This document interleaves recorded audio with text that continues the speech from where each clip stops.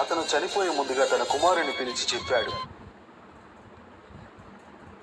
ఒక తండ్రి అతను చనిపోయే ముందుగా తన కుమారుని పిలిచి చెప్పాడు, ఒక వాచ్ని చూపించి, ఇది మీ తాత నాకు ఇచ్చాడు.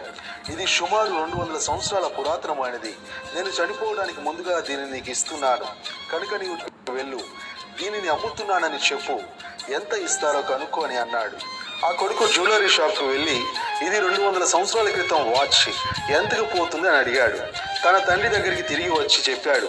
ఆ షాప్ అతను పరిశీలించి 10,000 రూపాయలు వస్తుందని చెప్పాడు. డాడీ అన్నాడు. ఎందుకంటే అది చాలా పాతది, అంతే వస్తుంది అన్నాడు అని చెప్పాడు. తాకట్టు పెట్టుకునే షాప్కు వెళ్ళు అని వాళ్ళ తండ్రి చెప్పాడు. అతను తాకట్టు పెట్టుకునే షాప్కు వెళ్ళి అడిగాడు. తిరిగి వాళ్ళ నాన్న దగ్గరకు వచ్చి, తాకట్టు షాప్ అతను కేవలం 1000 రూపాయలు మాత్రమే ఇస్తాను, ఎందుకంటే ఇది మెరుపు లేదు, చూడడానికి బాగా అరిగిపోయింది అన్నాడు అని చెప్పాడు. వాళ్ళ నాన్న సరే మ్యూజియానికి వెళ్ళి అడుగు అని చెప్పాడు.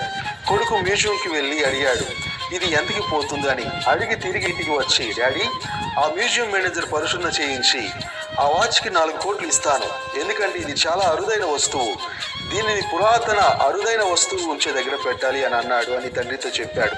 నీకు ఒక విషయం చెప్పాలి, కొంచెం దగ్గరికి రా అని పిలిచాడు. సరైన స్థలం నీకు సరైన మార్గంలో విలువను ఇస్తుంది.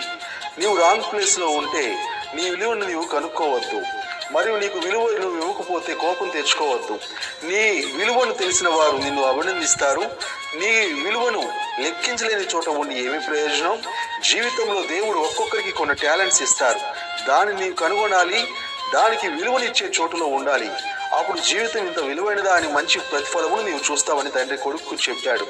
దావీదును ఈ లోకపు తండ్రి గొర్రెలు కాసుకునే వాడిగా చేశాడు. దావీదును సృష్టించిన పరలోకపు తండ్రి దావీదును దేశానికి రాజుగా చేశాడు. దేవుడు ఈ విలువను గొప్పదిగా చేస్తాడు. ఒక తండ్రి అతను చనిపోయే ముందుగా తన